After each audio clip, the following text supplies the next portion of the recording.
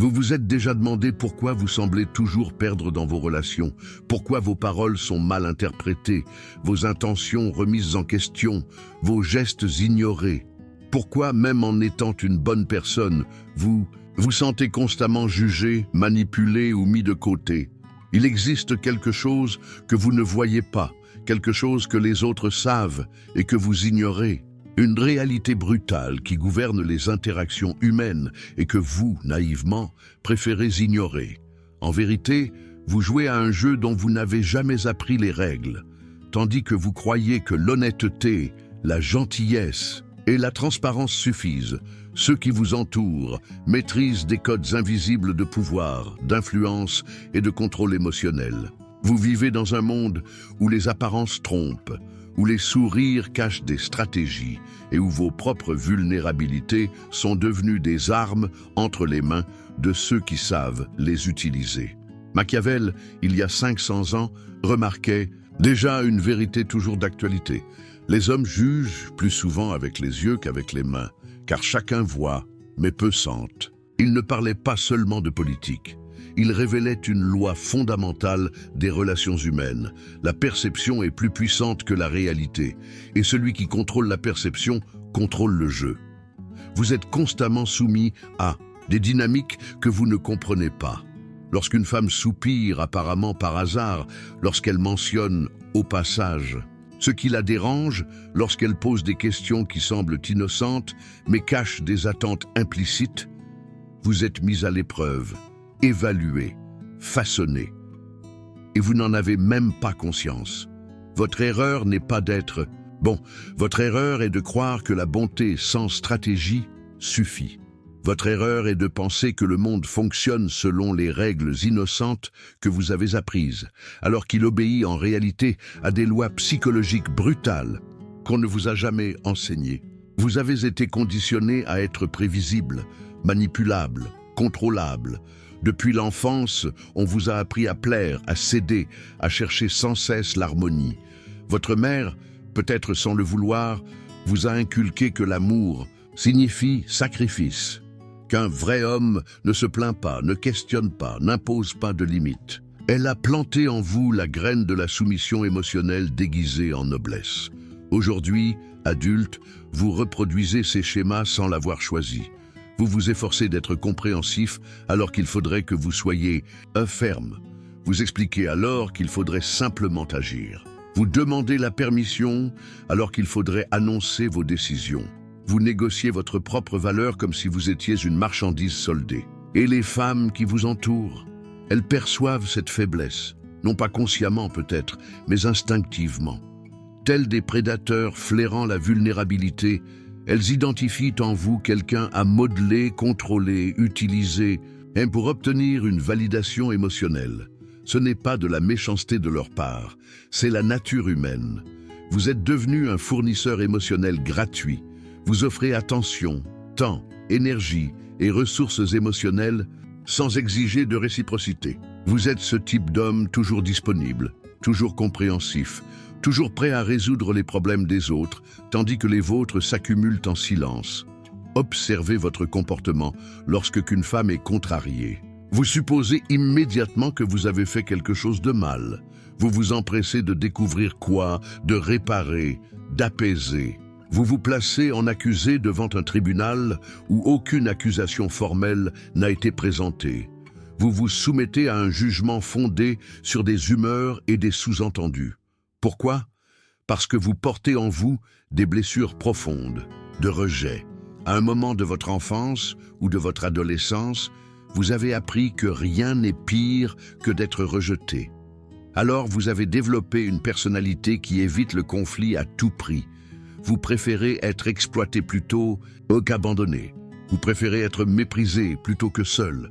Votre besoin d'acceptation est devenu votre prison. Vous avez modifié votre personnalité pour correspondre aux attentes des autres. Vous avez réprimé vos opinions pour ne pas déranger. Vous avez étouffé vos besoins pour paraître mûr et compréhensif. Vous êtes devenu une version diluée de vous-même. Et maintenant, vous vivez une vie qui n'est pas la vôtre. Vous prenez des décisions en fonction de ce que les autres vont penser. vous censurez vos désirs pour ne pas paraître égoïste. Vous vivez en vous excusant d'exister, d'avoir des besoins, d'occuper de l'espace dans ce monde. Machiavel disait aussi « Il vaut mieux être craint qu'aimé si l'on ne peut être les deux à la fois ». Il ne prônait pas la cruauté, mais révélait une vérité psychologique brutale. Le respect naît de la fermeté, non de la soumission. Ceux qui n'établissent pas de limites n'inspirent pas le respect, mais le mépris déguisé en affection. Il vous faut comprendre quelque chose de fondamental. Un amour qui exige la soumission n'est pas de l'amour, c'est du chantage émotionnel. Lorsque quelqu'un utilise votre bonté contre vous, lorsque vos qualités deviennent des armes pour vous contrôler, vous êtes face à de la manipulation, pas à de l'affection. Celui qui sait vraiment vous apprécier n'essaie pas de vous rabaisser pour se sentir supérieur. La loyauté obtenue par la culpabilisation n'est qu'une manipulation déguisée en morale. Quand on vous dit « Après tout ce que j'ai fait pour toi, tu ne tiens pas à moi, si tu m'aimais vraiment », c'est de la technique de contrôle émotionnel. On transforme vos sentiments en cordes pour vous attacher. Observez comment cela se manifeste dans vos relations intimes. Quand vous exprimez un besoin, il est immédiatement interprété comme de l'égoïsme. Quand vous posez une limite, on la remet en question comme un manque d'amour. Quand vous avez une opinion différente, on la traite de trahison. Vous êtes conditionné à ne jamais désapprouver, jamais questionner, jamais vous prioriser. Vos relations familiales suivent probablement le même schéma. Votre mère, vos sœurs, peut-être votre compagne, elles ont appris à utiliser votre bonté comme outil de contrôle. Elles savent qu'il suffit d'un ton déçu, d'un regard blessé, d'une petite remarque pour que vous retourniez en courant pour les satisfaire. Au travail aussi, la dynamique se répète. Vous êtes celui qui accepte toujours plus de responsabilités sans exiger de reconnaissance. Vous êtes celui qui reste tard quand c'est nécessaire, qui ne se plaint pas quand d'autres récoltent les lauriers de votre travail. Vous êtes l'employé parfait pour les exploiteurs, compétent, fiable et facilement manipulable. Il est temps de vous réveiller à une réalité brutale. Votre bonté sans limite n'est pas une vertu, c'est une maladie. Votre disponibilité constante n'est pas de la générosité, c'est de l'insécurité déguisée. Votre besoin de plaire à tout le monde n'est pas de la maturité, c'est une peur pathologique du conflit. Maintenant, arrêtez-vous, respirez, laissez le poids de ces mots pénétrer en vous. Si quelque chose en vous remue, si une part oubliée de votre esprit murmure « c'est vrai », c'est que vous commencez à vous éveiller. Si vous ressentez un mélange de colère et de soulagement, d'indignation et de reconnaissance, c'est parce que quelqu'un a enfin eu le courage de vous tendre le miroir que vous évitiez. Si cela fait sens pour vous, si quelque chose s'éveille en vous, alors cette chaîne est votre lieu. Abonnez-vous, pas pour moi, mais parce que vous savez que vous devez poursuivre ce chemin. Parce que vous comprenez que cette transformation ne se fait pas seule, que vous avez besoin de contenu qui continue à vous confronter à des vérités que d'autres préfèrent cacher. Dès maintenant, vous allez apprendre à reconstruire votre esprit selon des principes qui fonctionnent réellement. Plus de théories romantiques sur comment le monde devrait être, mais des stratégies pratiques sur comment il est vraiment. Pendant les prochains jours, observez vos schémas de comportement. Combien de fois vous justifiez-vous quand vous n'en avez pas à faire ? Combien de fois vous vous excusez pour des choses que vous n'avez pas faites? Combien de fois vous modifiez vos plans pour accommoder les humeurs des autres? Combien de fois vous étouffez vos opinions pour éviter le conflit? Brisez ce besoin compulsif de plaire. Quand quelqu'un pose une question chargée d'attente, répondez simplement à ce qui est demandé. Ne développez pas, ne vous justifiez pas, n'anticipez pas les critiques. Votre vie n'est pas un tribunal où vous devez vous défendre. Inconstamment, résistez à l'envie de résoudre les problèmes émotionnels des autres. Lorsque quelqu'un vient vers vous avec ses drames, écoutez poliment, mais ne proposez pas de solution. Ce n'est pas votre responsabilité de gérer les émotions d'autrui. Votre énergie émotionnelle est une ressource limitée. Cessez de la donner gratuitement. Gardez le silence face aux provocations. Quand on cherche à vous entraîner, dans une discussion émotionnelle, ne participez pas. Ne répliquez pas, ne vous défendez pas, n'essayez pas de prouver quoi que ce soit. Laissez-les interpréter votre silence comme bon leur semble. Vous n'avez de compte à rendre à personne. Apprenez à dire non sans longues explications. Non est une phrase entière.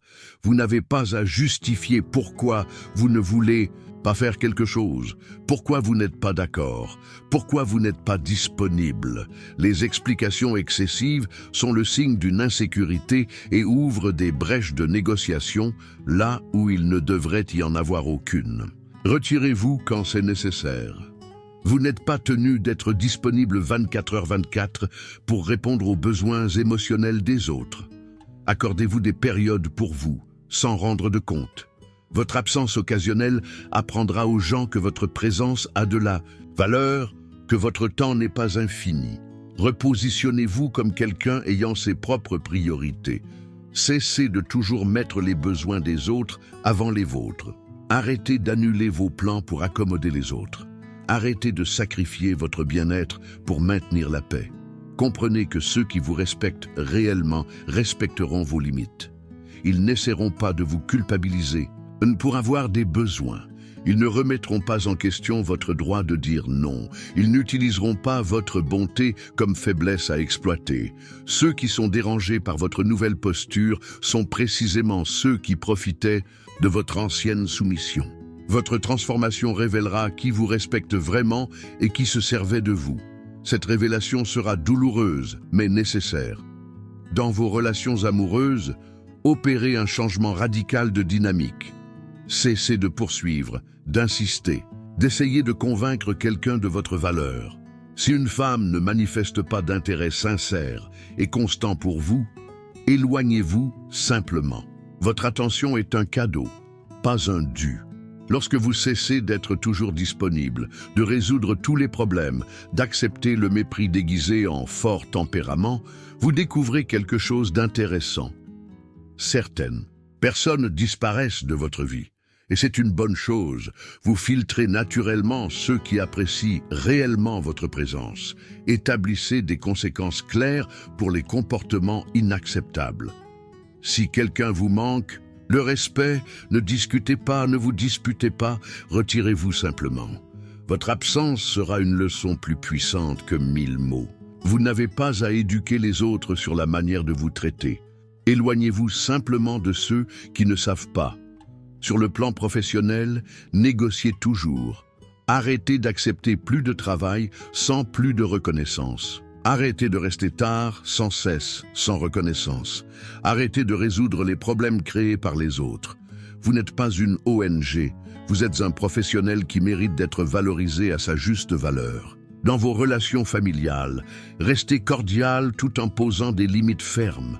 Vous n'avez pas à rendre de compte sur vos choix de vie.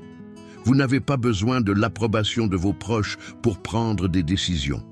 Vous n'êtes pas obligé de participer à des dynamiques toxiques simplement parce que c'est la famille. Sachez que tout ce processus suscitera de la résistance. Ceux habitués à vous manipuler tenteront diverses stratégies pour vous ramener à l'ancien schéma. Ils useront de la culpabilisation, de la colère, du chantage émotionnel, de menaces, d'abandon. C'est attendu. C'est le dernier soupir du contrôle qu'ils exerçaient sur vous. Restez ferme. Chaque fois que vous cédez, vous enseignez que votre nouvelle posture n'est qu'un simulacre, que vous restez fondamentalement le même. La cohérence est essentielle. Vos limites ne se négocient pas. Vous découvrirez quelque chose de surprenant. À mesure que vous devenez moins disponible, moins conciliant, moins prévisible, les gens commencent à vous valoriser davantage. Paradoxalement, quand vous cessez de supplier le respect, il apparaît naturellement. Quand vous arrêtez de mendier de l'attention, elle surgit spontanément. Votre nouvelle énergie attirera des personnes différentes. Des gens qui valorisent la fermeté, qui respectent les limites, qui apprécient l'authenticité. Vous commencerez à construire des relations fondées sur le respect mutuel, non sur des dynamiques de contrôle. Cela ne signifie pas devenir cruel ou insensible. Cela signifie devenir sélectif. Cela signifie réserver votre bonté à ceux qui la méritent. Cela signifie protéger votre énergie émotionnelle comme la ressource précieuse qu'elle est. Rappelez-vous, vous n'êtes pas sur Terre pour satisfaire les attentes des autres. Vous n'êtes pas né pour être pratique, prévisible, contrôlable. Vous avez le droit de prioriser votre propre bonheur, vos propres besoins, vos propres rêves. La société vous a conditionné à croire que les hommes doivent être des pourvoyeurs émotionnels inépuisables, qu'ils doivent absorber toute négativité sans se plaindre, qu'ils doivent toujours céder pour préserver l'harmonie. C'est un mensonge, c'est un conditionnement social qui vous transforme en esclave volontaire. Vous avez le droit d'être respecté. Vous avez le droit que vos besoins soient pris en compte. Vous avez le droit de vous éloigner des personnes toxiques, même si ce sont des membres de votre famille. Vous avez le droit de dire non sans culpabilité. Votre parcours de transformation ne fait que commencer. Chaque jour, vous découvrirez de nouveaux schémas à briser, de nouvelles croyances limitantes à remettre en question, de nouveaux comportements à adopter. C'est un processus continu, mais libérateur. N'attendez pas l'approbation pour changer. N'attendez pas que les autres comprennent votre transformation. N'attendez pas que le monde s'adapte à votre nouvelle version. Changez simplement et laissez les autres gérer comme ils le peuvent. Certains tenteront de vous convaincre que vous avez changé pour le pire, que vous n'êtes plus le même. Considérez cela comme un compliment. Vous n'êtes vraiment plus le même. Vous n'êtes plus cet être manipulable, prévisible, toujours disponible pour être utilisé. C'est de l'évolution, pas de la détérioration. Vous faites face à un choix fondamental. Vous pouvez refermer ce texte, retourner à votre ancienne vie et continuer d'être soumis à des dynamiques que vous ne comprenez pas. Vous pouvez rester l'homme pratique que tout le monde utilise sans jamais respecter. Vous pouvez continuer à vivre une vie qui n'est pas la vôtre, à prendre des décisions par peur de déplaire. Ou vous pouvez commencer dès aujourd'hui à reconstruire votre esprit avec lucidité et courage. Vous pouvez commencer à mettre en place des limites qui protègent votre énergie. Vous pouvez commencer à exiger le respect que vous méritez. Vous pouvez commencer à vivre selon vos propres règles, non selon les attentes d'autrui. Le choix vous appartient. Mais comprenez ceci, si vous choisissez de rester comme vous êtes, rien ne changera. Les mêmes schémas se répéteront. Les mêmes dynamiques toxiques persisteront. Vous continuerez à être cet homme que tout le monde sait pouvoir manipuler. Si vous optez pour la transformation, préparez-vous à la résistance. Préparez-vous à l'inconfort. Préparez-vous à découvrir des vérités sur des personnes que vous auriez préféré ignorer. Mais préparez-vous aussi à une liberté que vous n'avez jamais connue. Préparez-vous à des relations fondées sur un respect véritable. Préparez-vous à une vie où vos besoins comptent. Préparez-vous à découvrir qui vous êtes vraiment quand vous cessez d'être ce que les autres veulent que vous soyez.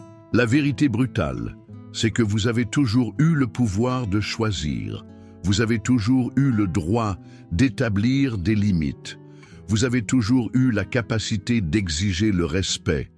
Vous avez simplement été conditionné à croire que vous ne l'aviez pas. Aujourd'hui, vous savez. La question est, qu'allez-vous faire de cette connaissance ?